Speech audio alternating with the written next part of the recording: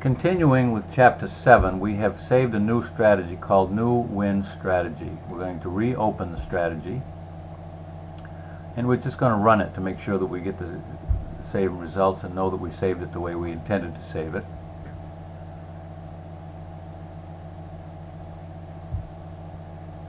I believe we had 4 point something negative ROI.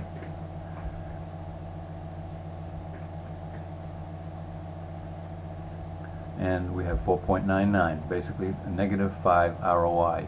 Bear in mind that CompuBet pays excellent rewards on most tracks, and I would venture to say that on win strategies at harness tracks you would probably get somewheres around between 3 to 6%, sometimes a little higher. It might average out to be 4 or 5. So we're almost at a break even at this point with this strategy after rewards.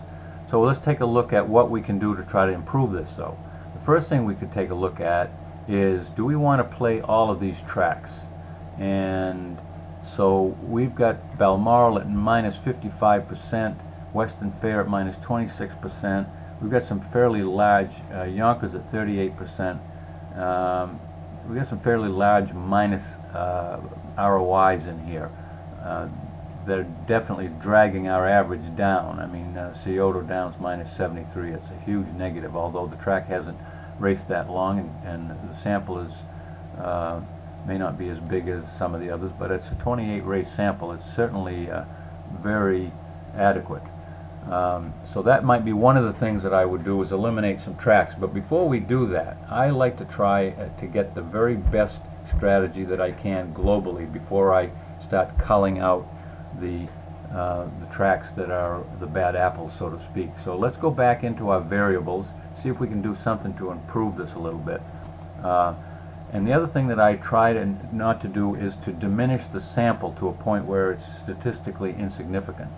I mean, if I make all these variables the very best possible configuration to in my mind, create the best opportunity to generate winners, I'm going to have a small sample. So I'm not going to do that. Well, the first thing I might do in this case is just turn off one of these things. That will give me a bigger sample and find out if, in fact, we actually do better by selecting some horses that some other people might not be betting on, and thereby getting better value. So let's turn off this predictability index and save the criteria and run this again. And remember, when we run this again, we should get a bigger sample. We had 876 races in our initial sample. So we're looking to compare 876 races bet and 5% negative ROI with this new change.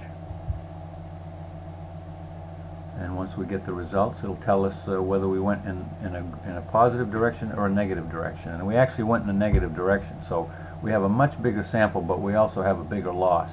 So we're going to go back into this variables box, go back to the 70 and put it greater than or equal to, and we might go greater than or equal to 80. Since we went in the wrong direction when we expanded it, we're going to shrink it a little bit and see if we benefit from that change. Click go and strategize. Now this is going to be a smaller sample. I think we had 800 and something races when we used 70. We're now using 80 and above, so we should have less than 800 races. And we have less than 800, and we also have a lower ROI.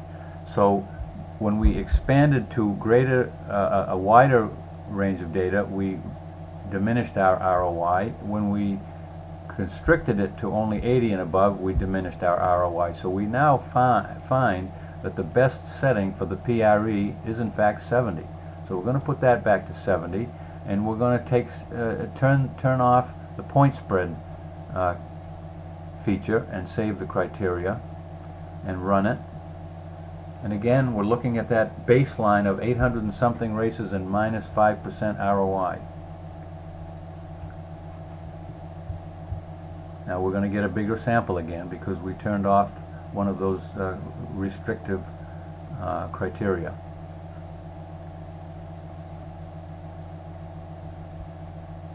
And we end up with a much bigger sample. We also end up with a larger loss. So we now know that eliminating the point spread completely was not a good thing. So we're going to put it back to greater than or equal to, and save the criteria, and run this one more time and make sure we are still back at our baseline of 800 and something races and negative 5%.